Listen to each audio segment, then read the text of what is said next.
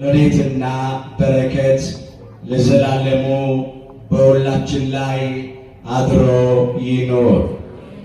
በቅድሚያ አምላካችን እግዚአብሔር ሁላችንን በቸርነቱ ጠብቆ እንኳን ለቅድስተ ቅዱሳን ለድንግል ማርያም ለወላዲተ አምላክ ዓመታዊ የዕረፍት መታሰቢያ ክብረ በዓልና እንዲሁም ለሊቀ መላእክት ለቅዱስ ዑራኤል ዓመታዊ ክብረ በዓል በሰላም አደረሰን አደረሳችሁ። እዚህ ያደረሰንን አምላካችን እግዚአብሔርን ይመስገን። አምላካችን እግዚአብሔር ከእናታችን ከእመቤታችን ከቅድስተ ቅዱሳን ከድንግል ማርያም ከወላዲተ አምላክና ከሊቀ መላእክት ቅዱስ ዑራኤል ረድኤትና በረከት ሁላችንም ያሳትፈን። የምስጢር ባለቤት እግዚአብሔር አምላካችን ለሁላችንም ምስጢሩን ገልጦ ያስተምረን።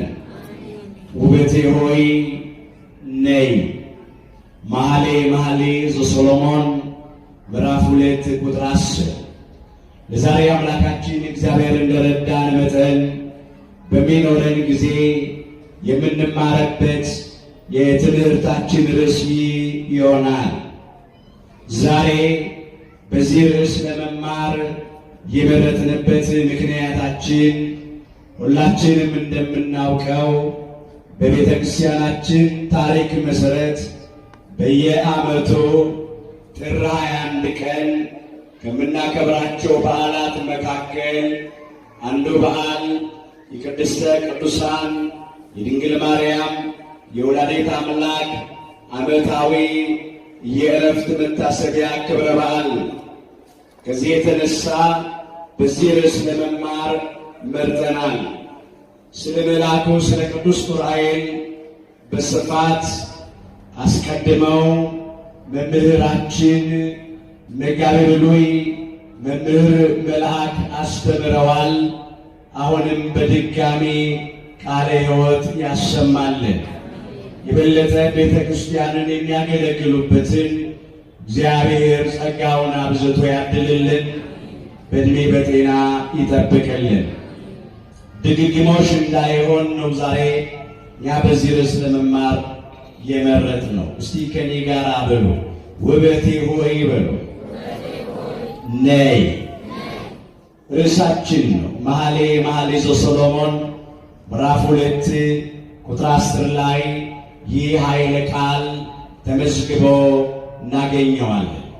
በዚህ ስፍራ ይህንን ቃል የተናገረ ጠቢቡ ሶሎሞን ነው። ጠቢቡ ሶሎሞን ከመዝሙር በሚበልጠው መዝሙሩ፣ ከማህሌት በሚበልጠው ማህሌቱ፣ ከምስጋና በሚበልጠው ምስጋናው ይህንን ቃል ተናግሮታል። ይህ ስለ ብዙ የተነገረ ነው። ዛሬ ግን እኛ የምናየው ስለ ቅድስተ ቅዱሳን ስለ ድንግል ማርያም ስለ ወላዲተ አምላክ የተነገረውን ብቻ ነው። ለምን ብዙ እንዳንተርክ ጊዜ አይበቃንምና። እንዲህ እያለ ዘመረ። ውዴ እንዲህ ብሎ ተናገረኝ ብሎ ይጀምራል። ውዴ ያለው እሱ ውድ ብቻ ሳይሆን የሁላችንም ውድ አምላካችን እግዚአብሔርን። አዎ እግዚአብሔር የሁላችን ውድ ነው። በገዛ ፈቃዱ የወደደንና የሚወደን፣ ሳንወደው አስቀድሞ የወደደን ውዳችን፣ እንዲያው ያለምንም ቅድመ ሁኔታና መስፈርት የወደደን የሚወደን ውዳችን፣ ኃጢአተኞች ሳለን እንኳ ምንም የሚወደድ ነገር ሳይኖረን እንዲሁ የወደደን አምላካችን፣ እየጠላ ነው እንኳን የወደደንና የሚወደን አምላካችን ነው። ይህ ብቻ አይደለም፣ ወረት በሌለበት በማይቀዘቅዝና በጥላቻ በማይለወጥ በዘላለም ፍቅሩ የወደደን የሚወደን አምላካችን እግዚአብሔር ነው። ክብር ምስጋና ይግባው። ፍቅር ነው በባህሪው። ውዴ እንዲህ ብሎ ተናገረኝ ይላል። ለጊዜው ሶሎሞን ዘምሮታል። ለቅድስተ ቅዱሳን ለድንግል ማርያም የተነገረ ቃል ብለናል። ምስጢሩ ኋላ እንመጣበታለን። አበው ነገር ከስሩ ውሃ ከጥሩ ይላሉና ጥቂት ነገር ወደ ኋላ መለስ ብለን እናነሳለን። ሁላችን እንደምናውቀው ቅድስተ ቅዱሳን ድንግል ማርያም ከአባቷ ከቅዱስ ኢያቄምና ከእናቷ ከቅድስት ሐና በስለት በጸሎት በብፅዓት የተገኘች ልጅ ነች። በአባት በእናቷ ቤት 3 ዓመት ቆይታለች። ከ3 ዓመት በኋላ ወደ ቤተ መቅደስ ገብታለች። በቤተ መቅደስ 12 ዓመት ቆይታለች። 3 ዓመት ከዚያ 12 ዓመት ከዚህ 15 ዓመት ይሆናታል። በ15 ዓመቷ አይሁድ በግፍ ከቤተ መቅደስ አስወጥተዋታል። አላወቋትምና እድሜዋ ገፋ፣ ለአቅመ ሔዋን ደረሰች። መቅደሳችንን እንዳታረክስ መውጣት አለባት አላት። እሷ ግን ዓለሙን ሁሉ በደሙ ፈሳሽነት ይቀድስ ዘንድ ያድን ዘንድ የነበረውን አምላካችን ጌታችን መድኃኒታችን ኢየሱስ ክርስቶስን ወልዳ ትሰጠን ዘንድ ነበራት። ሶሎሞን እንደዚህ ብሎ አመሰገናት። ወዳጄ ሆይ ሁለንተናሽ ውብ ነው፣ ነውርም የለብሽም ነው ያላት። በመኃልየ መኃልይ ዘሰሎሞን ምዕራፍ 4 ቁጥር 7 ላይ የተመዘገበ ኃይለ ቃል ነው። ወዳጄ ቅድስተ ቅዱሳን ድንግል ማርያም ሆይ ሁለንተናሽ ውብ ነው አለ። በውጪ በውስጥ፣ በሥጋ በነፍስ፣ በሥራ በቃል በሐሳብ ሁለንተናሽ ውብ ነው፣ ነውርም የለብሽም፣ ነውር ኃጢአት የለብሽም፣ መርገመ ሥጋ መርገመ ነፍስ የለብሽም። በረከተ ሥጋ በረከተ ነፍስን እያማለሽ የምታሰጪ ነሽ አላት። እንከን የማይወጣላት ነውር ነቀፋ የማይገኝባት ቅድስተ ቅዱሳን ንጽሕተ ንጹሐን ብፅዕተ ብፁዓን ናትና ክብር ይግባት ድንግል ማርያም ወላዲተ አምላክ። እነሱ ይስሐቅ አስወጧት። እነሆ በአረጋዊ በቅዱስ ዮሴፍ ቤት ሳለች በአገልጋይዋ ማለት ነው፣ በጠባቂዋ በእግዚአብሔር ፈቃድ ሊቀ መላእክት ቅዱስ ገብርኤል ከሰማይ ተልኮ መጣ።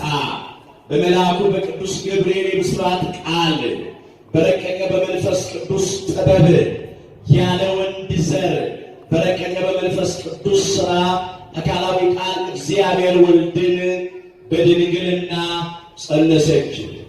እርሱን ጸንሳ ከአረጋዊ ከቅዱስ ዮሴፍ ጋር 9 ወር ከ5 ቀን በሱ ቤት ቆየች። ከዚያ በቤተልሔም ዋሻ ጌታችንን ወለደችው። ከእሱ ጋር 33 ዓመት ከ3 ወር በዚህ ምድር ተመላለሰች። እንግዲህ 9 ወር ከ5 ቀን እዚህ አለ፣ 33 ዓመት ከ3 ወር እዚህ አለ፣ 34 ዓመት ይሆናል። አስቀድሞ 15 ዓመት ቆጥረናል። 49 ዓመት ይሆናታል። በዚያን ጊዜ ነው በተለይም አምላካችን ኢየሱስ ክርስቶስ ለድነት ዓለም በዕለተ ዓርብ በቀራንዮ መስቀል ላይ መሥዋዕት ሆኖ በቀረበ ጊዜ ቅድስተ ቅዱሳን ድንግል ማርያም እናቱን እንዲሁም ይወደው የነበረውን ደቀ መዝሙሩን ቅዱስ ዮሐንስን ነጎድጓድን ለመስቀል ስር ቆመው ተመለከታቸው። እንዲህ አላት እናቱን፣ ነዋ ወልድኪ ልጅሽ እነሆ አላት። ቅዱስ ዮሐንስን ደግሞ እንዲህ አለው፣ ነያ እምከ እናትህ እነኋት አለው። በዮሐንስ ወንጌል ምዕራፍ 19 ቁጥር 26 ላይ የተመዘገበ ኃይለ ቃል ነው። በሐዋርያው በወንጌላዊው በቅዱስ ዮሐንስ ወልደ ነጎድጓድ በኩል እንዲህ ብሎ እኛ የእርሷ የጸጋ ልጆቿ እንድንሆን ሰጠን። ነዋ ወልድኪ እንዳለ ልጅሽ እነሆ እንዳለ ልጆችሽ እነሆ አለ። ክብር ምስጋና ይግባው አምላካችን ጌታችን መድኃኒታችን ኢየሱስ ክርስቶስ። እንዲሁ ደግሞ ቅዱስ ዮሐንስን ነያምክ አለው፣ እናትህ እነኋት አለው።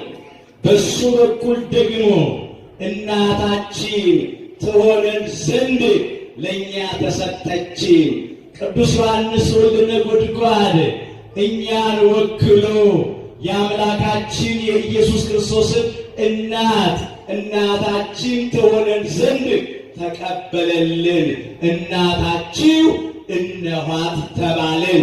ስለዚህ እናታችን ብለን እንጠራታለን። ሰው ሁሉ እናታችን ጽዮን ይላል ብሎ ቅዱስ ዳዊት እንደዘመረ በመዝሙር 86 ቁጥር 5 ላይ እውነት ነው። እናታችን እመቤታችን እያልን ቅድስተ ቅዱሳን ድንግል ማርያምን እንጠራታለን።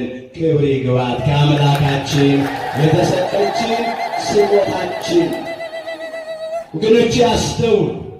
ፍቅር ከሚገለጽበት መገለጫዎች መካከል አንዱ ስጦታ ነው። አምላካችን እግዚአብሔር ፍቅሩን በምን ገለጠልን ብንል በመጀመሪያ ተቀዳሚ ተከታይ የሌለውን አንድያ ልጁን በመስጠት ፍቅሩን ገለጠ። በዮሐንስ ወንጌል ምዕራፍ 3 ቁጥር 16 ጀምሮ የተመዘገበውን ኃይለ ቃል መመልከት ይቻላል።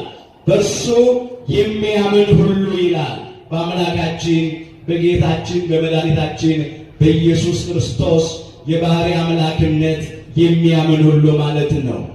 በእርሱ የሚያምን ሁሉ የዘላለም ሕይወት እንዲኖረው እንጂ እንዳይጠፋ እግዚአብሔር አንድያ ልጁን እስኪሰጥ ድረስ ዓለሙን እንዲሁ ወዷልና ነው ያለው።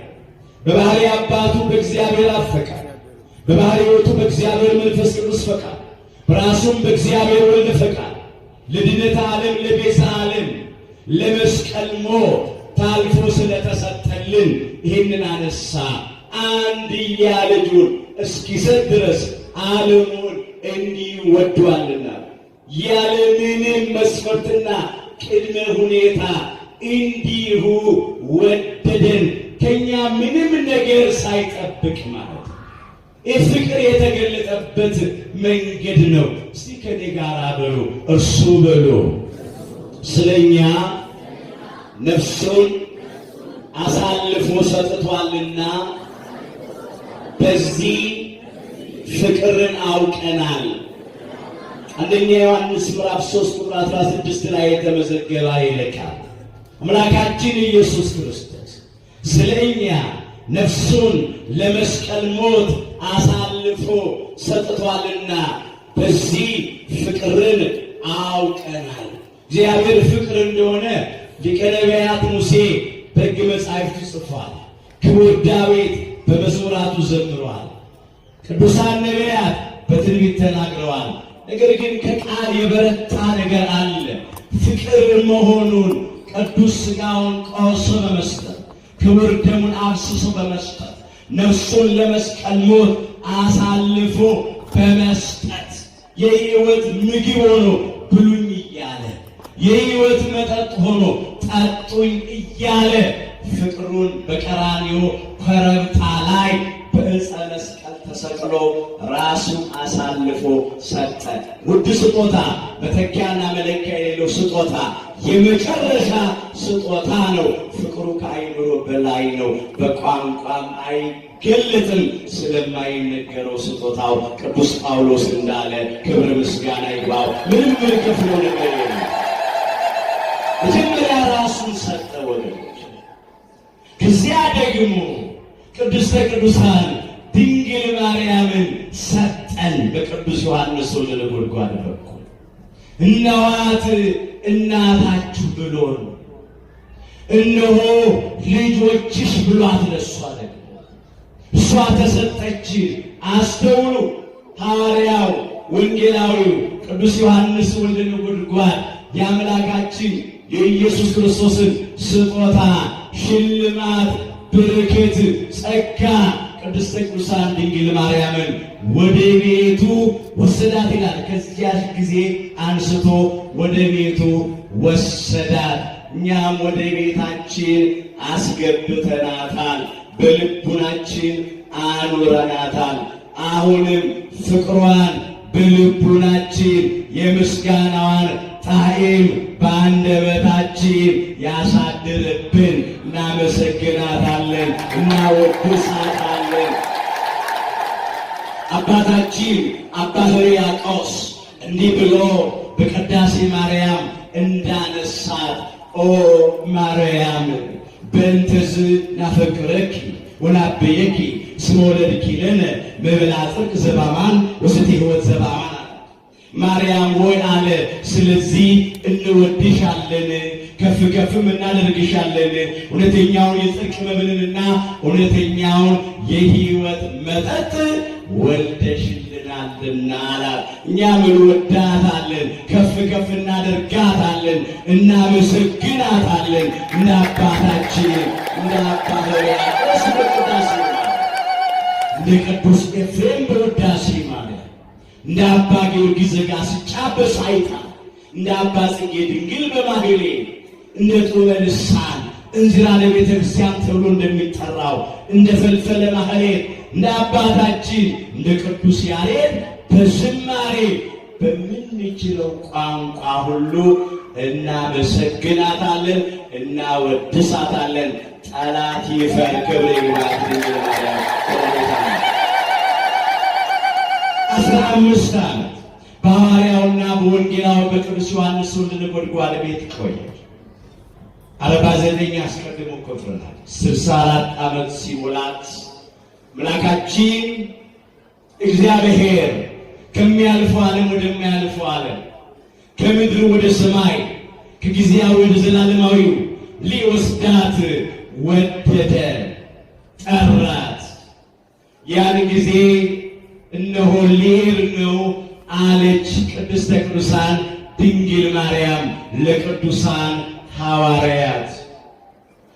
እንዲህ አሏት፣ አይቴ ተሐውሪ እግዝእትነ አሏት። የጌታችን እናት እመቤታችን ሆይ ወዴት ትሄጃለሽ አሏት። እሷም እንዲህ አለች፣ ሀበ ጸዋዕኒ ወልዴ አለች። ልጄ ወደ ጠራኝ እሄዳለሁ።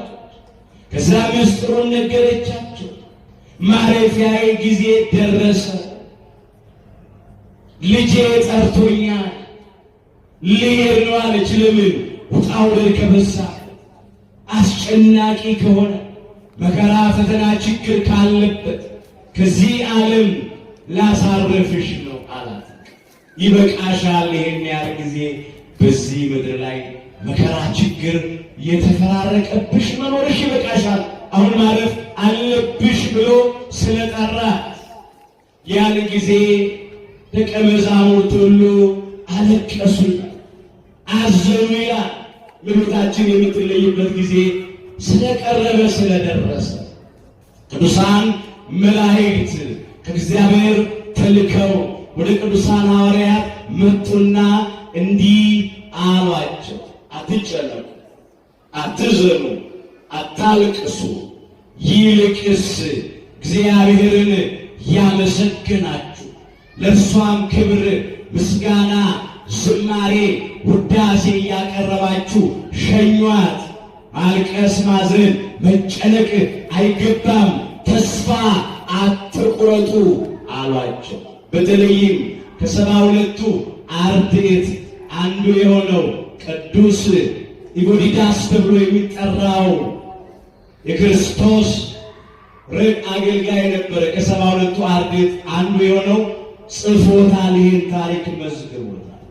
ያን ጊዜ ነው እንግዲህ በ64 ዓመቷ በዘመነ ሉቃስ በወራ ጥር በ21ኛው ቀን በዕለተ እሁድ ውበቴ ሆይ ነይ፣ ወዳጄ ሆይ ተነሺ እያለ ጠራት። ርዕስ አድርገን የተነሳንበት የመጽሐፍ ቅዱስ ክፍል ላይ እንመለስና ይህን እንመልከተው። እንዲህ ይላል፣ ውዴ እንዲህ ብሎ ተናገረኝ አዎ ውዷ ተቀዳሚ ተከታይ የሌለው አንድያ ልጇ አምላካችን ኢየሱስ ክርስቶስ ቅድስተ ቅዱሳን ድንግል ማርያምን እንዲህ ብሎ ተናገራት። ወዳጄ ሆይ ተነሺ፣ ውበቴ ሆይ ነይ። እሷ የተነገረ ነው ፍጻሜ። እነሆ አበቦች በምድር ላይ ተገለጡ ብሎ ያነሳ። ክረምቱ አለፈ፣ ዝናቡ አልፎ ሄደ ይላል። አበቦችን በምድር ላይ ተገለጡ ይላል። ምንድነው ያለፈው ክረምት? ምንድነው ያለፈው ዝናብ? ይህን ምስጢር እናያለን። ክረምቱ አለፈ ዝናቡም አልፎ ሄደ ያላት በእሷ ላይ የተፈራረቀባትን መከራ ነው። ክረምት እላይ ውሃ እታች ውሃና ጭቃ ነው። ደግሞ የቁር ጊዜ ይበርዳል፣ ይቀዘቅዛል፣ አይመች። በክረምት በዝናብ የተመሰለ በእሷ ላይ የተፈራረቀ መከራና ችግር ነው። መጀመሪያ ካህኑ አረጋዊ ስምዖን እንዲህ ብሎ የተናገራት ቃል በአንቺም በነፍስሽ ላይ ሰይፍ ያልፋል ያላት የሉቃስ ወንጌል ምዕራፍ 2 ቁጥር 35 ላይ የተመዘገበ ቃል ነው። የአርባ ቀን ልጇን አምላካችን ኢየሱስ ክርስቶስን ታቀፋ ወደ ቤተ መቅደስ በሄደች ጊዜ ካህኑ ስምዖን የተናገራት ቃል። ሌላው ሄሮድስ ልጇን ሊገድል ባሳደዳት ጊዜ ያየችው መከራ ስቃይ፣ ሰይፍ ይቆራርጣል። ልቧ በሐዘን በመከራ በችግር አልፏልና ያንን ማለት ነው።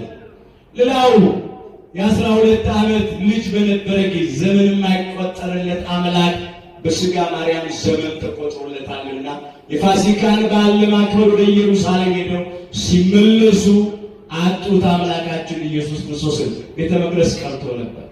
ከ3 ቀን በኋላ ነው ያገኘ። ያለ ሐዘኗ ነበረ። ሌላ 2 ዕለት አይሁድ በጠላትነት ሲፈታተኑት ሲቃወሙት እያየች እየሰማች ታዝን ነበር። በተለይም በጸሎተ ሐሙስ ምሽት ታልፎ በተሰጠ ጊዜ በግፍ ታስሮ መከራ ስቃይ ሲያ በዕለተ ዓርብም ሥጋው አልቆ አጥንቱ በረዶ እስኪመስል ድረስ ደሙ እየነጠበ ሲገረፍ መስቀል ተሸክሞ ሲወድቅ ሲነሳ ሲንገላታ ያን ስቃይ መከራውን እያየች ታዝን ነበር።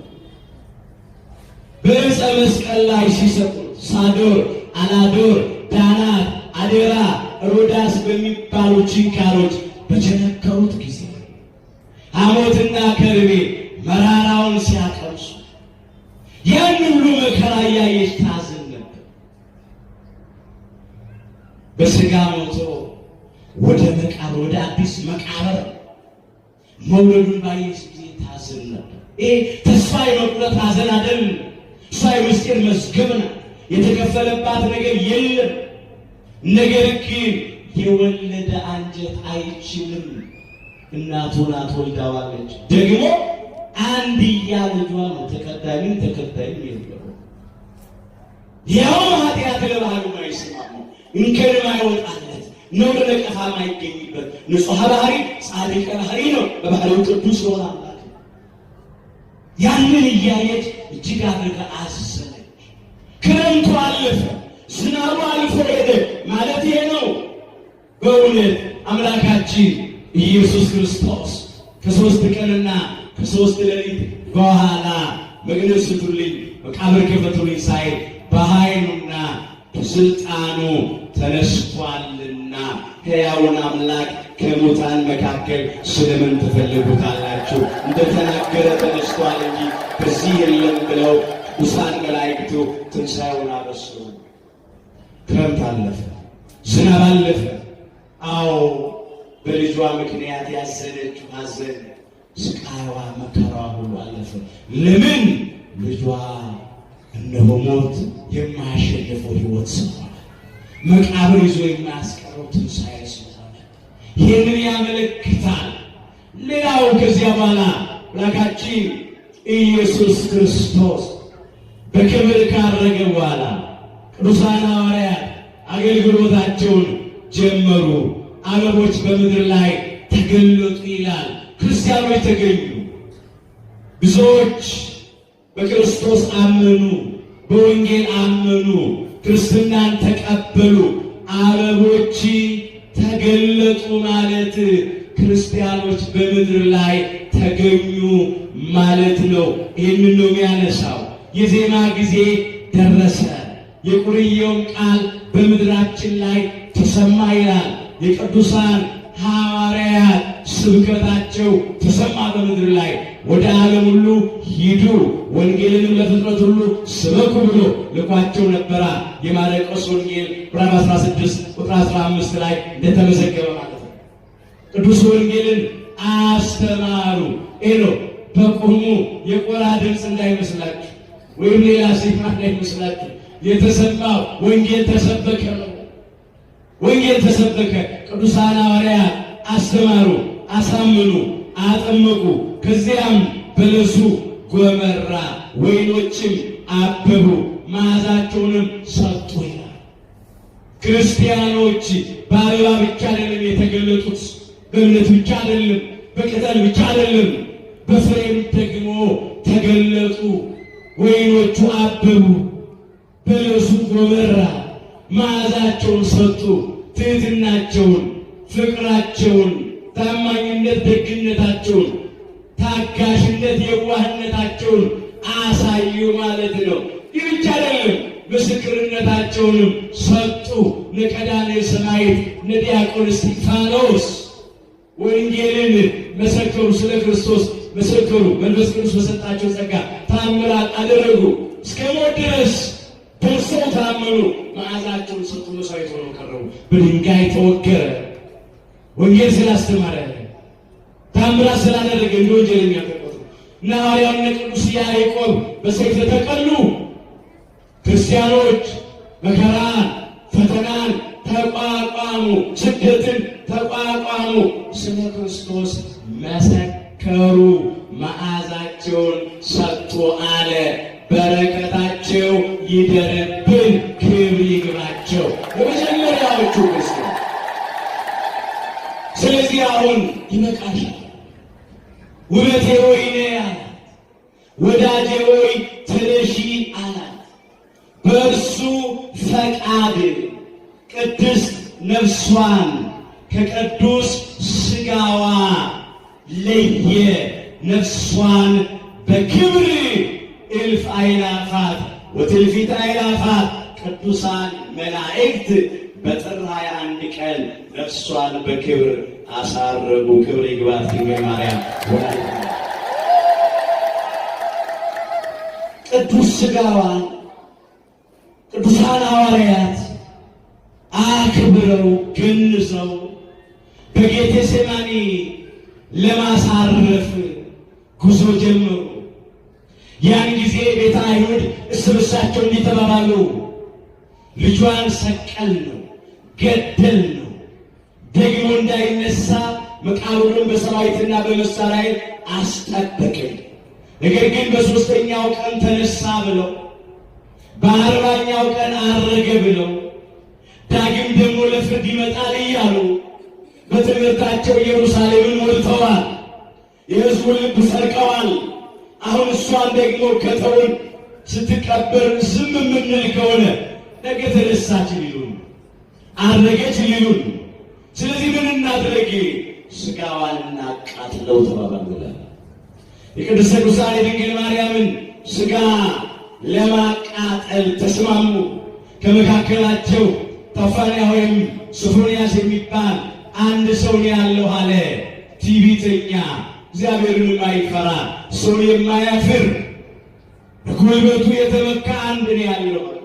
ተሽቀዳድሞ ሄዶ ቅድስተ ቅዱሳን የድንግል ማርያም ቅዱስ ሥጋዋ ያለበትን የአልጋውን ሸንኮር ወይም መቆሚያውን ይዞ ለመጣል ሲዘረጋ ሊቀ መላእክት ቅዱስ ገብርኤል ከዚህ ከትከሻው ላይ ሁለቱን እጆች በእሳት ሰይፍ ከዚህ ገነጠለና ቆረጠና ጣለው።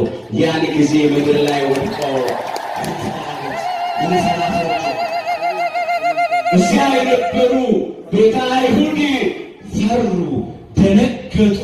በሱ የደረሰ በእኛ እንዳይደርስ ብለው ተበታተኑ።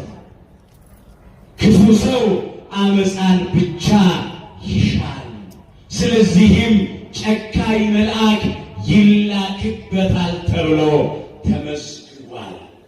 ያን ጊዜ ወገኖቼ ቅዱስ ሚካኤል፣ ቅዱስ ገብርኤል በልዕልና በታላቅ ግርማ ከሰማይ ወረዱና የቅድስተ ቅዱሳን የድንግል ማርያምን ቅዱስ ሥጋዋን ነጥቀው ወስደው በገነት ዕፀ ሕይወት ስር በክብር አሳረፉት፣ አኖሩት። አስተውሉ። ያን ጊዜ ፋፋንያው ሶፎንያስ ተጸጸተ፣ ተመለሰ፣ አለቀሰ። በልጅሽ የባሕርይ አምላክነት አምናለሁ፣ ልጅሽ ጌታዬ ነው፣ አምላኬ ነው፣ መድኃኒቴ ነው ብሎ መሰከረ። በአንቺም ደግሞ ወላዲተ አምላክነት አምናለሁ፣ አንቺም እመ አምላክ ነሽ፣ የአምላክ እናት ነሽ ብሎ መሰከረላት።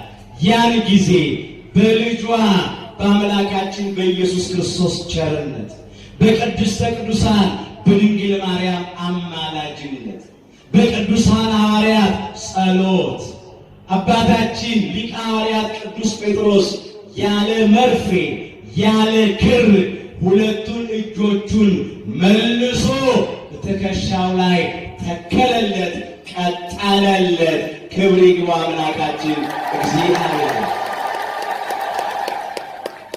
ይህንን አሁን ስንናገር እንዴት እሷ ካረፈች በኋላ በሥጋ ከሞተች ካንቀላፋች በኋላ እንዴት እጅ ተከለች ቀጠለች በአማላጅነቷ ይባላል ብለው ጥያቄ የሚያነሱ ተጠራጣሪዎች፣ ሐሰተኞች አሉ፣ ከሃዲዎች።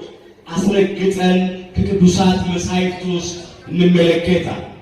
ከብሉይ ኪዳን ሁለት ማሳያዎች እናነሳለን። አንደኛው በመጽሐፈ ነገሥት ቀዳማዊ ምዕራፍ 13 ከቁጥር 1 ጀምሮ የተመዘገበ ነው። ሙሉ ታሪኩን ቤታችሁ ስትሄዱ አንብቡት። እኔ ከዚህ ክፍል ጥቂት ነገር አነሳለሁ።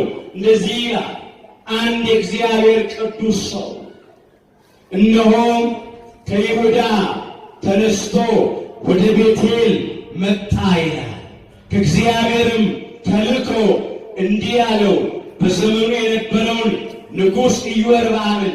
ኢዮርብዓም ጣዖት አምላኪ ነው። ለጣዖታት መሥዋዕት ይሰዋል። እንዲህ ብሎ ነቢዩ ተናገረ። መሠዊያ ሆይ መሠዊያ ሆይ እግዚአብሔር እንዲህ ይላል አለ፣ እነሆ ስሙ ኢዮስያስ የሚባል ልጅ ለዳዊት ቤት ይወለዳል። ዕጣን የሚያጥኑብህን የኮረብታ መስገጃዎቹን ካህናት ይሰዉብሃል፣ የሰዎቹንም አጥንት ያቃጥልብሃል ብሎ በእግዚአብሔር ቃል አሰምቶ ተናገረ። ያ ለጣዖት መሥዋዕት ይሰዋበት የነበረ ዕጣን ይታጠንበት የነበረ የእግዚአብሔር አገልጋዮች ሌዋውያን ካህናት ለውጠውት ለእግዚአብሔር መሥዋዕት እንደሚያቀርቡ ዕጣን እንደሚሰዉ ተናገረ። የዚያን ጊዜ ምልክቱ እንደዚህ ይሆናል፣ መሠዊያው ይሰነጠቃል፣ አመዱም ይፈሳል ብሎ ተናገረ ነቢዩ እግዚአብሔር ሰው። ምን አለ ኢዮርብዓም? እጁን ዘርግቶ እንዴት መሠዊያ ይሰነጠቃል? እንዴት አመዱ ይፈሳል? እንዴት ለእግዚአብሔር መሥዋዕት ይሰዋል?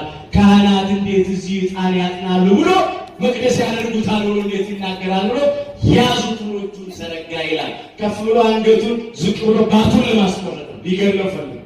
ነገር ግን በነቢዩ ላይ የዘረጋት እጁ ደረቀች ይላል። ልጠፍሽ ሚላት ልመልስሽ ሚላት አልመለሳት። ከዚያ ተመለሰ። ንጉሡ ኢዮርብዓም እንዲህ ብሎ ነቢዩን ለመነው፣ እባክህ እጄ እንደ ቀድሞ እንድትሆን እንድትፈወስ ጸልይልኝ፣ ወደ አምላክ ለምንልኝ አለው።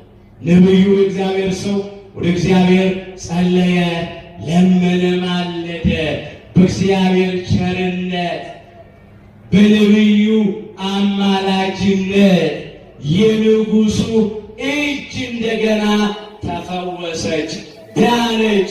ክብር ይግባው የእግዚአብሔር ነቢይ ቅዱስ እግዚአብሔር። እንግዲህ ነቢዩ የደረቀ እጅ ከፈወሰ ካዳነ ቅድስተ ቅዱሳን ድንግል ማርያም የታውፋንያን እጆች ቀጠለች ቢባል ምን ይከብዳል? አይከብድም። ይኸው ነቢዩ እጅ እኮ ሲፈውስ ያድናል። አሁን ስናነሳ ምን ይላሉ ደግሞ? አይ እሱ እኮ በሕይወተ ሥጋ ለመች ሞተን ነገር አልሞተም ማድረግ ይችላል። እሷ ሲባል አይ እሷማ አልፋለች። ሌላ ማስረጃ እናምጣ። እዚያው ሁለተኛ ነገሥት 13 ቁጥር 20 ጀምሮ ደግሞ እንዲህ ተብሎ ተመስግቧል። በዚህ ስፍራ ላይ የተመዘገበው ታሪክ የነቢየ እግዚአብሔር የቅዱስ ኤልያስ ረድ ወይም አገልጋይ ስለነበረው ስለ ነቢዩ ስለ ቅዱስ ኤልሳ ነው። ኤልሳ በሥጋ አንቀላፋ፣ ሞተ፣ ተቀበረ። ከብዙ ዓመት በኋላ አንድ ሰው ሞተና ያንን አስከሬን ተሸክመው ሊቀብሩ መጡ ይላል። ከሞዓብ አደጋ ጣዮች በየዓመቱ ወደዛ ይገቡ ነበር ይላል። ያን ጊዜ ብቻ እንዳይመስላችሁ ወይም ዛሬ ብቻ እንዳይመስላችሁ አደጋ ጣዮች፣ አሸባሪዎች ያሉት ቀድሞው ነበሩ። አሁን በዓለማችን ውስጥ በልዩ ልዩ ጊዜ ይነሳሉ አሉ። እነኛን አደጋ ጣዮቹን ሲያዩ ትኩስ አስከሬን የተሸከሙ ሰዎች አደጋ እንዳይጥሉባቸው ፈርተው የተሸከሙትን ሬሳ ወስደው በነቢዩ በኤልሳ መቃብር ላይ ጣሉት ይላል። የኤልሳን አጽም ወይም አጥንት በነካ ጊዜ ሰውየው ድኖ በእግሩ ቆመ። ሞቶ የነበረው ሕያው ሆነ። ክብር ለአምላካችን ለእግዚአብሔር ይሁን። አስተውሉ። ነቢዩ ኤልሳ በሥጋ ከሞተ በኋላ በአጥንቱ ገቢረ ተአምራት አድርጎ ሙት ካስነሳ ቅድስተ ቅዱሳን ድንግል ማርያም ካረፈች በኋላ ድዊ ፈወሰች፣ እውር አበራች፣ እጅ ቀጠለች፣ ገቢረ ተአምራት አደረገች ቢባል ምን ይከብዳል? ነቢዩ ቅዱስ ኤልሳ እንኳ በአጥንቱ ሙት አስነሳ። አትፈሩ፣ የእግዚአብሔር ቃል ነው። ተናገሩ፣ መስክሩ። አሁን የዚህ መጽሐፍ ላይ ባይጻፍ ኖሮ ማን ያምነናል? የእነኚህ ኦርቶዶክሳውያን ብለው ደግሞ እኮ ሙት ያስነሳል ብለው ይሰብካሉ ይሉን ነበር። ነገር ግን ተሸክመው የሚሄዱት መጽሐፍ ቅዱስ ውስጥ የተመዘገበ ድንቅ የእግዚአብሔር ሥራ ነው። ድንቅ የቅዱሳኑ ሥራ ነው። እግዚአብሔር ጸጋውን ስላበዛላቸው ማለት ነው። አናፍርም። ጠቅሰንና ሁለተኛ ነገሥት ምዕራፍ 13 ቁጥር 20 ጀምሮ ተመዝግቧል። ቤታቸው አምሮት ወደ አዲስ ኪዳን ማሳያና እንምጣ። አሁን ከብሉይ ኪዳን የጠቀሰ ከዚያ ምን ይላሉ ደግሞ? አይ ይላሉ ደግሞ ከዚህ ስናነሳ እሱ እኮ በብሉይ ኪዳን ነው፣ በአዲስ ኪዳን እኮ እንዲህ የለም፣ በአዲስ ኪዳን የሚሰራው ጌታ ብቻ ነው ብለው ደግሞ ይናገራሉ። ምን ይላሉ? አለው ለጥፋት የተዘጋጀች ከተማ ነጋሪት ቢጎሰምባት አትሰማም። ምን አለ አምላካችን እግዚአብሔር? እስቲ ከኔ ጋር በሉ፣ እኔ በሉ እሰራለሁ፣ የሚከለክልስ ማን ነው? ትንቢተ ኢሳይያስ ምዕራፍ 43 ቁጥር 13 ላይ ተመዝግቧል። እግዚአብሔር ይሰራል፣ የሚከለክል ማን ነው? በብሉይ ኪዳንም ይሰራ ነበር፣ በአዲስ ኪዳንም ይሰራል። ማንም የሚያቆመው የሚከለክለው የለም። በአዲስ ኪዳን ደግሞ እናንሳ ሁለት ማሳያ። የሐዋርያት ሥራ ምዕራፍ 5 ቁጥር 15 ጀምሮ የተመዘገበውን ቃል መመልከት ይቻላል። ቅዱሳን ሐዋርያት ለጸሎትና ለአገልግሎት መልካም ደጅ ወደሚሏት የሶሎሞን ደጅ መመላለሻ ወደሚሏት ወደ ቤተ መቅደስ በአዲስ ኪዳን ወደ ቅዱስ ቤተ ክርስቲያን ይወጡ ይመላለሱ ነበር። እግዚአብሔር ለአባታችን ለሊቀ ሐዋርያት ለቅዱስ ጴጥሮስ ጸጋውን ለጥናው አትርፎለታል። ስለዚህ የቅዱስ ጴጥሮስ ጥላ እንዲያርፍባቸው ድውያንን በሽተኞችን በአልጋና በወሰካ ተሸክመው አምጥተው በቤተ መቅደሱ ደጃፍ ላይ ያስቀምጧቸዋል። የቅዱስ ጴጥሮስ ጥላ ሲያርፍባቸው ድውያኑ በሙሉ ከማንኛውም አይነት ደዌያቸው ይፈወሱ ነበረ። ክብር ይግባው ሊቀ ሐዋርያት ቅዱስ ጴጥሮስ በጥላው ተአምራት ያደርግ። አስተውሉ፣ ጥላ ግዑዝ ነው። የሚታየው በብርሃን ጊዜ ብቻ ነው። በጨለማ ጥላ የለም። ለምን? ጥላ ራሱ ጨለማ ስለሆነ። እግዚአብሔር ለቅዱስ ጴጥሮስ ጸጋውን ለጥላው አተረፈለት። እንግዲህ ቅዱስ ጴጥሮስ በጥላው ተአምራት ካደረገ፣ ድውያንን ከፈወሰ፣ ቅድስተ ቅዱሳን ድንግል ማርያም ካረፈች በኋላ ተአምራት አደረገች፣ እጅ ቀጠለች፣ ድውያንን ፈወሰች ቢባል ምንድን ነው የሚከብደው? እሷ ከቅዱስ ጴጥሮስ ጥላ ልታንስ ነው? ይኸው ተጽፏል፣ ተመዝግቦ እኮ ያለ ነገር እኮ ነው። ተሸክሞት ይላል። ያንኛው ማሳያ ነው። አዲስ ኪዳን ለሁለተኛ እናንሳ። የሐዋርያት ሥራ ምዕራፍ 19 ቁጥር 11 ላይ ደግሞ የተመዘገበውን መመልከት ይቻላል። እግዚአብሔርም ይላል በጳውሎስ እጅ የሚያስገርም ተአምራት ያደርግ ነበራል። የሚያስደምምና የሚያስደንቅ ከአካሉ ጨርቅ ወይም ልብስ ወደ ድዌዎች ይወስዱ ነበረ፣ ደዌያቸውም ይለቃቸው ነበረ፣ ርኩሳን መናፍስትም ይወጡ ነበር ይላል። ለቅዱስ ጳውሎስ ደግሞ እግዚአብሔር ጸጋውን ለልብሱ አተረፈለት። በልብሱ ተአምራት ያደርጋል። በሽተኞቹ የቅዱስ ጳውሎስን ልብስ ይሻማሉ፣ እየቆራረጡ እየቀደዱ ይወስዳሉ። ከቤቱ ሲወጣ ልብስ ለብሶ ይወጣል። ወደ ቤቱ ሲመለስ ራቁቱን ይመለሳል። ዕለት ዕለት በራቁትነት ነበርኩ ይላል መከራውን ሲያነሳ። ለምን? ልብሱን እግዚአብሔር መድኃኒት ስላደረገው፣ በልብሱ ላይ ሀብተ ፈውስ ስላሳደረበት። ቅዱሳን ሲበቁ እንዲህ ነው። የነፍሳቸው ለሥጋቸው፣ የውስጣቸው ለውጫቸው፣ ለጥላቸው ለለበሱት ልብስ፣ ለረገጡት አፈር፣ ለመቋሚያቸው፣ ለጭራቸው ይተርፋል። እነኚህ ታሪኮች አሁን እዚህ ላይ ባይመዘገቡ ቅዱስ ጴጥሮስ በጥላው ቅዱስ ጳውሎስ በልብሱ ያድን ነበረ ብለን በገድለ ቅዱስ ጴጥሮስ ወይም በገድለ ቅዱስ ጳውሎስ ተመዝግቧል ብንል መናፍቃኑ በጣም ነበረ የሚዘብቱብን። ነገር ግን ክብር ለአምላካችን ለእግዚአብሔር ይሁንና ይሄው በዚሁ መዝገብ ተመዝግቦ እናገኛለን።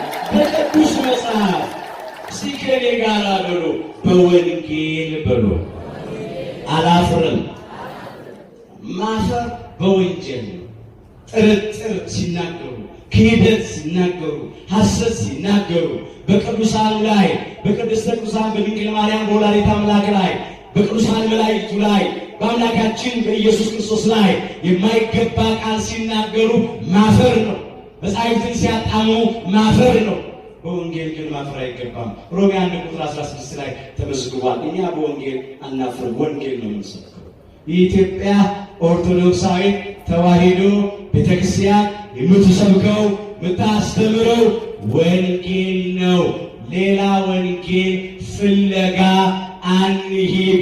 እውነተኛው ቅዱስ ወንጌል በኢትዮጵያ ኦርቶዶክሳዊት ተዋሕዶ ቤተክርስቲያን ነው የሚሰበከው የሚነገረው። ክብር ለአምላካችን ለእግዚአብሔር ይሁን።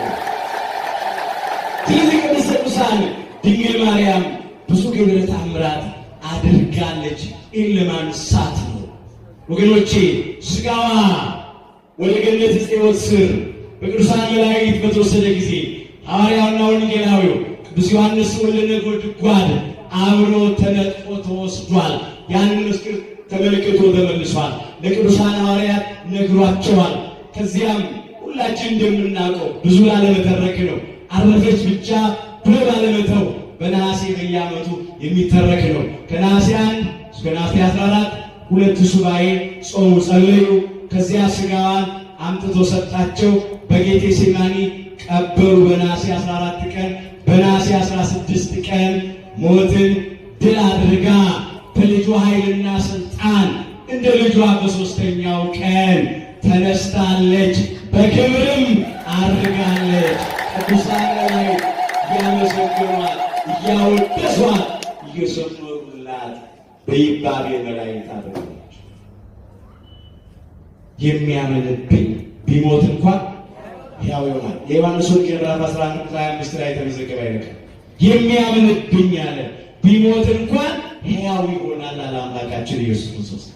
ቅድስተ ቅዱሳን ድንግል ማርያም ደግሞ ከአምላካችን ከኢየሱስ ክርስቶስ ከልጇ ቀጥላ ከፍጥረታት ሁሉ ቀድማ ከሰው ልጆች ሁሉ ቀድማ ትንሣኤ ዘጉባኤ ሳትጠብቅ የመጨረሻው የፍርድ ቀን ሳትጠብቅ በክብር ተነስታ በክብር አድርጋለች።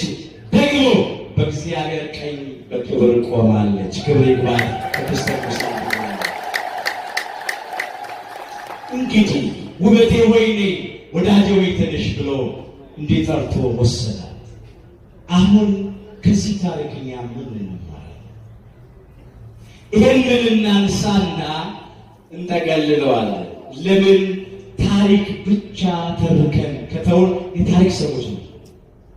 በዚህ ታሪክ ሚዛንነት የራሳችን ሕይወት እንመዝነዋለን። በዚህ ታሪክ መስታወትነት የራሳችንን ሕይወት እንመለከተዋለን። የቅድስተ ቅዱሳን የድንግል ማርያምን የዕረፍት በዓል በየዓመቱ እናከብራለን። መልካም ነው። እነሆ አስተርእዮ ብለን እናከብራለን። በተለይ ይህ ዘመን አስተርእዮ ነው የሚባለው። አስተርእዮ ማለት መታየት ነው፣ መገለጥ። አስተርአይ ከሚለው የግዕዝ ግስ ይወጣል። በግሪኩ ወይም በጥሩ ኤፒፋንያ ነው። በተለይ የአምላካችን ኢየሱስ ክርስቶስ በጥምቀቱ ተሰውሮ የነበረውን ምስጢረ ሥላሴ ስለገለጠ ዘመን አስተርእዮ ተብሏል። እሱ ከተጠመቀ በኋላ የእጁን ተአምራት እያሳየ የቃሉን ትምህርት እያስተማረ በዚህ በመምህርነት ስለተገለጠ በተአምራት ስለተገለጠ ጌትነቱን፣ ክብሩን፣ አምላክነቱን ስለገለጠ ዘመን አስተርእዮ ተብሏል። በዕረፍቷ ቀን ደግሞ የቅድስተ ቅዱሳን የድንግል ማርያም ክብሯ፣ ልዕልናዋ ተገልጧል። ልጇ ወዳጇ መድኃኔዓለም ኢየሱስ ክርስቶስ እሷን ሊቀበል ከሰማይ ወርዷል በልዕልና። እልፍ አእላፋት ወትልፊት አእላፋት ቅዱሳን መላእክት ወርደዋል። አዎ እሷን ብዙ ክብረ ተአምራት ስለዚህ አስተርእዮ ብዙ ነገር ተገልጧል። ክብሯ፣ ልዕልናዋ፣ ቅድስናዋ ተገልጧልና ይህን ማለት ነው። አሁን ከዚህ እኛ ምን እንማራለን ስንል በመጀመሪያ እንደተወለድን መሞታችን አይቀርም። ለሁሉ ምን አለው? ጊዜ አለው። በክብር 3:1 ጀምሮ ተመዝግቧል። ለሁሉ ምን አለው?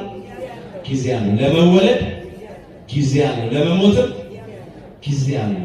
አንድ ነገር እናውቃለን፣ ተወልደናል፣ አንድ ቀን እንሞታለን በስጋ። የምንሞትበትን ጊዜ አናውቅም። የምንሞትበትን ቦታ አናውቅም። በምን ምክንያትና በምን ሁኔታ እንደምንሞት አናውቅም። አንድ ነገር ግን እናውቃለን፣ ሞት እንዳለብን እናውቃለን። ሞት ካለብን እንዴት ሆነን ኖረን እንሙት ነው አለ። መሞት አይቀርም፣ ከዚህ ማንም ሰው አይቀርም። እንዴት ሆነን ነው መኖርና እንዴት ባለ ሁኔታ ነው መሞት ያለብን ስንል በመጀመሪያ አምነን ነው።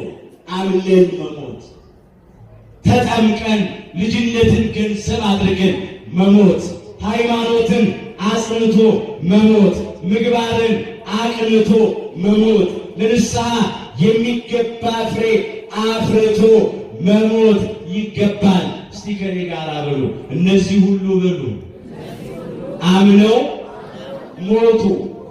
ቅዱስ ጳውሎስ የመዘገበው ቃል ነው። ዕብራውያን 11:13 ስለ እምነት እያስረዳ በጻፈበት አንቀጹ ላይ ምን ያነሳው?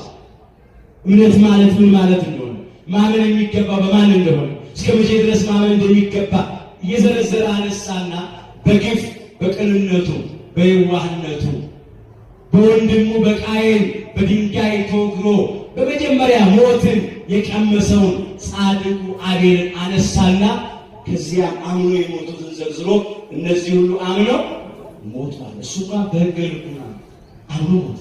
እኛ በሕገ ወንጌል ነው ያለነው፣ አምነን መሞት። በዚህ በኩል ሕያዋን ነን።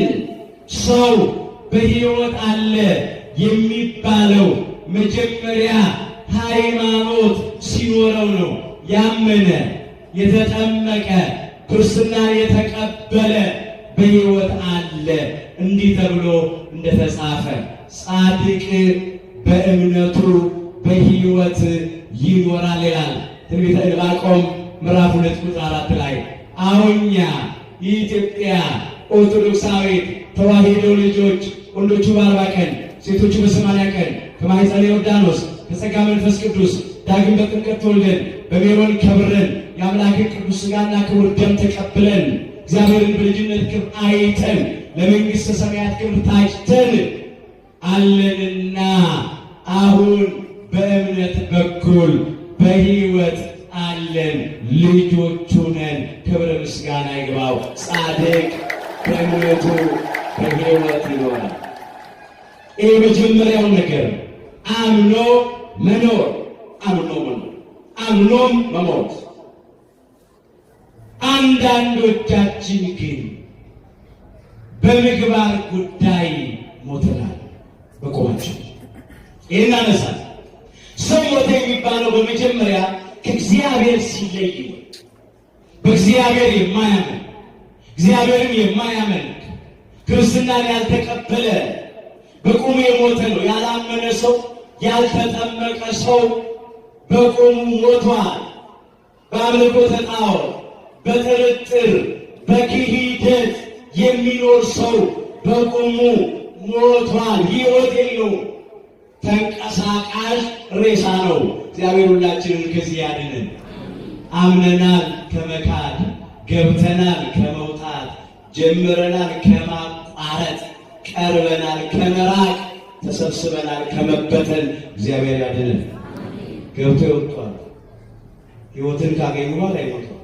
ካመኑ በኋላ ይቀርባል። ከጀመሩ በኋላ ይቀርባል። የዛሬን ያደርገውና የሚልኳል። በጣም የሚያሳዝኑ ሰዎች አሉ።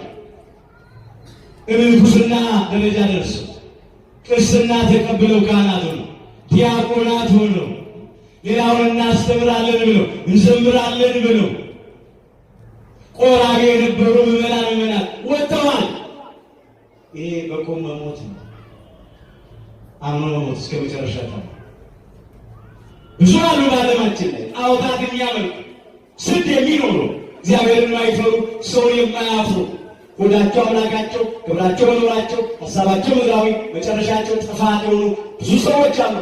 እግዚአብሔር በቸርነቱ እኛን ከነኛ ለይቶ አውጥቶ ይሄው በቤተ መቅደሱ ለአምልኮቱ እንድንመለከት ለክብሩ እንድንዘምር አድርጎናል።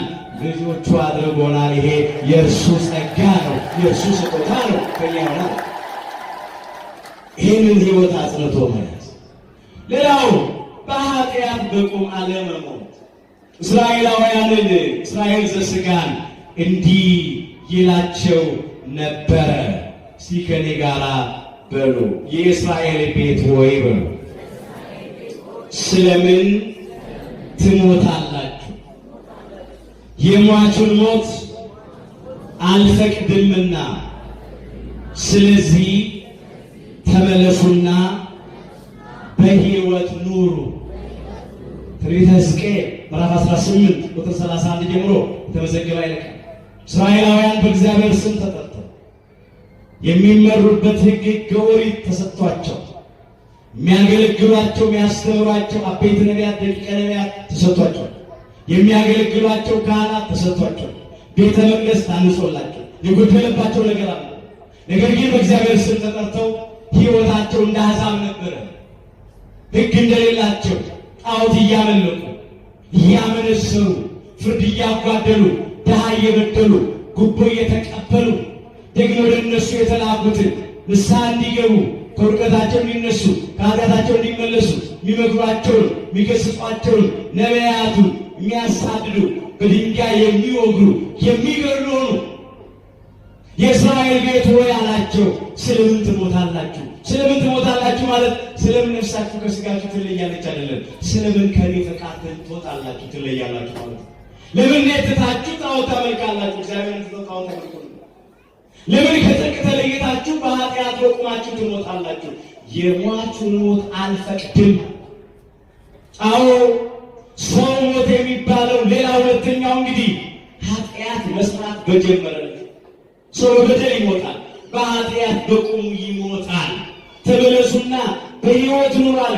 ከኃጢአት ወደ ጽድቅ፣ ከርኩሰት ወደ ቅድስና፣ ከነውር ወደ ክብር፣ ከትዕቢት ወደ ትሕትና ተመለሱ። ከአምልኮተ ጣዖት ወደ አምልኮተ እግዚአብሔር ተመለሱና በሕይወት ኑሩ አላቸው። በኃጢአት ምክንያት እንደ አሕዛብ በቁማቸው ሞተው ሰሙ። ዛሬም እኛን ይናገረናል አምላካችን። አሁን አንዳንዶቻችን ያልተፈቀደ ሞት ሞተናል በቁማችን። እንመርምር ክርስቲያኖች፣ የኛ የክርስቲያኖቹ ብልጫ ከአሕዛብ የቱ ላይ ነው? ስማችን ክርስቲያን ነው፣ ስራችን የአንዳንዶቻችን የአሕዛብ ነው። እስኪ ከኔ ጋር በሉ፣ ከነፍስ የተለየ ሥጋ በሉ። የሞተ እንደሆነ እንዲሁ ከስራ የተለየ እምነት በራሱ የሞተ ነው። የያዕቆብ መልእክት ምዕራፍ 2 ቁጥር 26 ላይ ተነሳ። ሰውን በስጋ ሞተ ብለን የምንቀብረው ሁላችን እንደምናውቀው ነፍሱ በስጋ ውስጥ ነው። ሰዎች ያዳምጣሉ፣ ትንፋሹ እዚህ አፍንጫ አካባቢ፣ ከዚያ ሰውነቱን ይዳሳሉ፣ ይነካካሉ። ሰውነቱ ከቀዘቀዘ ከደረቀ ትንፋሽ ከሌለ በቃ ሞቷል ብለው አጥበው ገንዘው ይቀብራል። ከነፍስ የተለየ ሥጋ በራሱ የሞተ እንደሆነ እንዲሁ ከሥራ የተለየ እምነት ደግሞ በራሱ ምን ያለ ነው? የሞተ ነው። በጽድቅ ሥራ በበጎ ምግባር የማይገለጥ የማይታይ እምነት በራሱ የሞተ ነው። መቼም ቢሆን አሁን የሞተ ሥጋ ነፍስ የተለየ ሞት ነው። መቼም ምንም ቢለብስ አያምርበትም። ለምን? ምንድን ነው? ሞቷል። እኛም ምንም የቱንም ያህል ልብሳችን ብናሳፍ፣ አነጋገራችን ብናሳፍ፣ በጎ ምግባር የጽድቅ ሥራ በጎ ፍሬ ከሌለን በቁማችን ሞተናል ማለት ነው። አንዳንዶቻችን ከእግዚአብሔር በላይ የምንወደው ነገር ኖሮ ሞተናል። የሚጠፋ ክብር ይሆናል፣ የሚፈነግል ወንበር ይሆናል፣ ምድራዊ ክብር ይሆናል። የተቃራኒ ጾታ ፍቅር አሸንፎን ተገዝተናል፣ ባሪያ ሆነናል። ስለዚህ በቁማችን ሞተናል። ወይ በዝሙት ከዚህም ከዚያም እየደረስን እንደ ውሻ እየተልከሰከስን በሴሰኝነት እየተመላለስን መቅደስ አካላችንን ያረከስናል። ፍርድ በማጓደል ድሃ በመበደል ጉቦ በመቀበል ሰነድ በመሰረዝ በመደለስ በሚዛን በማጭበርበር በቁማችን የሞትን ሰዎች አለ። ጠጥቶ በመስከር በመጨፈር ዳንኪራ በመርገጥ በመደነስ በሲጋራ በጫትና በአሽሽ ሱስ በቁማችን የሞትንና የተቀበርናል። ስለዚህ አሁን ወገኖቼ የልቡና ትንሣኤ መነሳት ያስፈልጋል።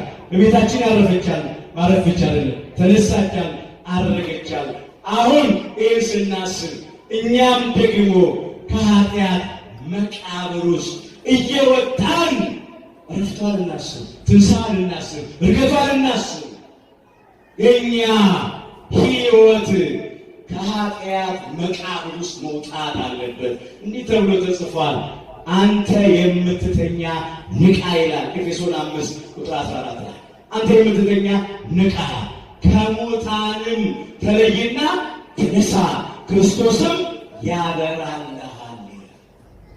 ይሄ በቤተ ክርስቲያን ጓሮ የተፈቀደውን ሞት ለሞቱት ነፍሳቸው ከስጋቸው ተለይታ ስጋቸው በመቃብር ለተቀበሩ ሙታን አይደለም። ይሄ ቃል የሚነገረው ለሙታን ሕሊና ለሙታን አይኖቹ የሚነገር ቃል ነው። በቁማችን ለሞት ነው ለአንዳንዶቻችን። አንተ የምትተኛ ንቃ አለ። በኃጢአት ላይ አንቀላፋ፣ በስንፍና ላይ አንቀላፋ። ከሙታን መካከል ተለይና ተነሳ፣ ከአመፀኞች፣ ከበደለኞች፣ ከኃጢአተኞች በቁማቸው ከሞቱት መካከል ተለይና ተነሳ፣ ውጣ እግዚአብሔር ከተቀበርንበት የሥጋ ሥራ፣ የጨለማ ሥራ፣ የኃጢአት ሥራ መቃብር ሁላችንንም ያውጣን። ከተገነዝንበት ከተተበተብንበት የኃጢአት ማሰሪያ ገመድ በአባቶቻችን በካህናቱ ላይ ያለው ይፍታን።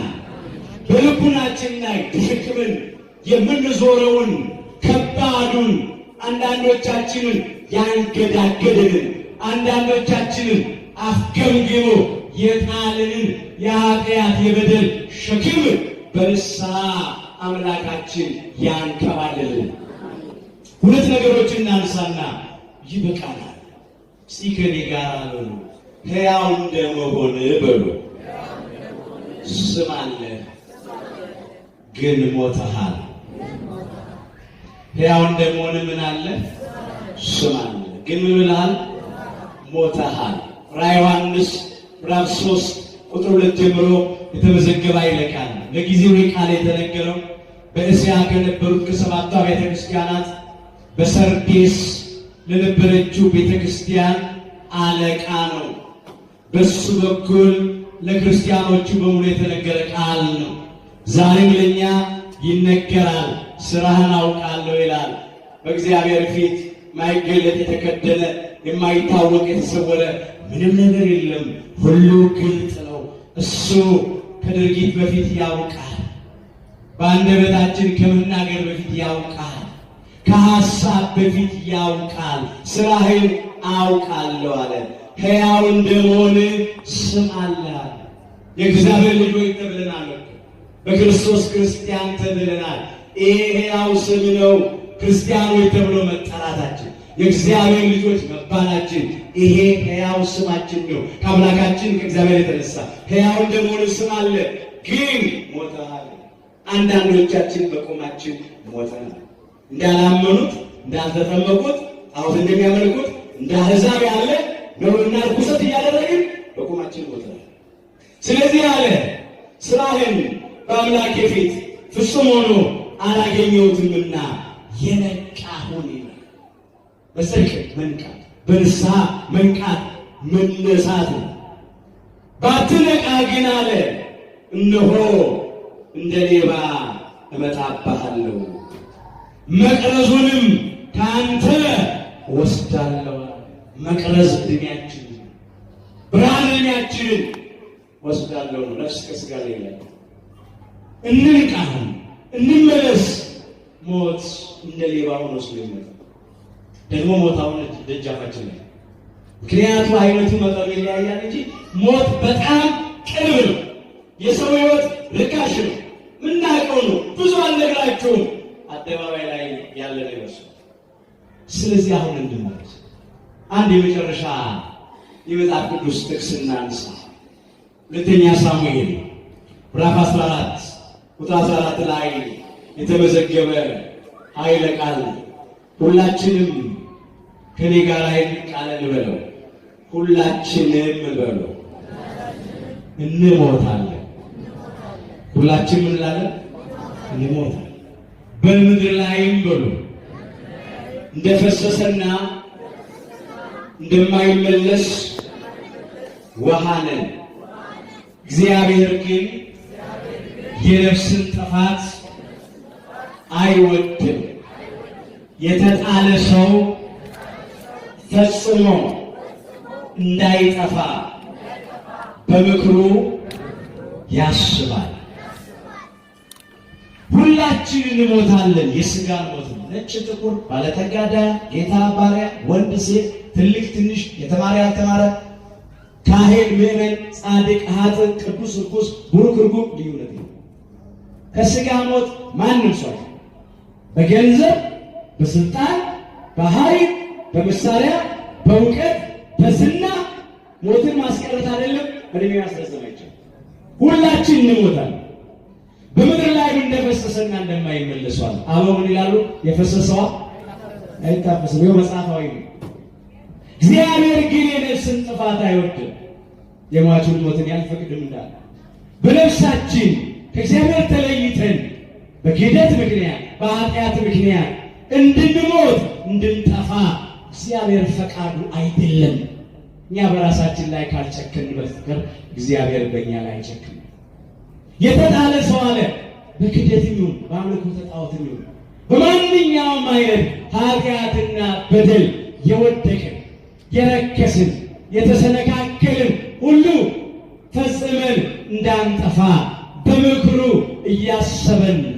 የእግዚአብሔር ጥያቄ አሁን ለምን ወደቃችሁ አይደለም፣ ለምን አትነሱም ነው። ለምን በደላችሁ አይደለም፣ ለምን አትመለሱም ነው። ለምን ረከሳችሁ አይደለም፣ ለምን አትቀደሱም ነው። ለዚህ እኮ ነው ንስሐን የሰራነው። ስለዚህ አሁን እንመለስ። ከተመለስ አምላካችን ይመለስልናል። የምሕረት እጆቹን ዘርግቶ ይቀበለናል። የዛሬውን ንስሐ ይቀበላል። እንባችንንም ይመለከታል። ጩኸታችንንም ያደምጣል። ታሪካችን ይለውጣል። ነገራችንን ይገለብጣል። የኃጢአታችንን ስርየት ይሰጠናል። ከርኩሰታችን ይቀድሰናል። እንደገና ሰው አድርጎ ይሰራናል፣ ያቆመናል፣ ሕያዋን ያደርገናል። ክብር ምስጋና ይግባው። ብቻ እንመለስ። በቁማችን በልዩ ልዩ ኃጢአቶች ምክንያት የሞትን ሰዎች በንስሐ ተመልሰን በሕይወት እንድንኖር አምላካችን ሁላችን ይርዳል። ለጸሎት ስንቆም እንዲህ እንበለው። አምላካችን አምላኬ እግዚአብሔር ሆይ ወደ ቤትህ መመላለስን ብቻ ሳይሆን ከልብ ወደ አንተ መመለስን ስጠኝ እንበለው። ብዙ ዘመን ተመላልሰናል። ብዙ ዘመን አስቆጥረናል። አዎ በተለይ በከተማውማ ዕለት ዕለት ወንጌል ይሰበካል። ችግር የለም።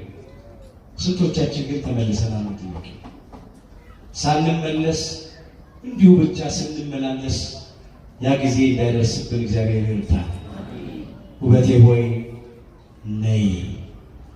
እሷን በክብር ጠርቶ ወደ ራሱ የወሰዳት በሰማይ በቀኙ ያቆማት አምላክ እኛንም በትንሣኤ ዘጉባኤ በዕለተ ምጽአት በመጨረሻው ቀን በቀኙ ከሚቆሙት ከምርጦቹ ወዳጆቹ ከቅዱሳኑ ጋር በቸርነቱ ይቁጠረን።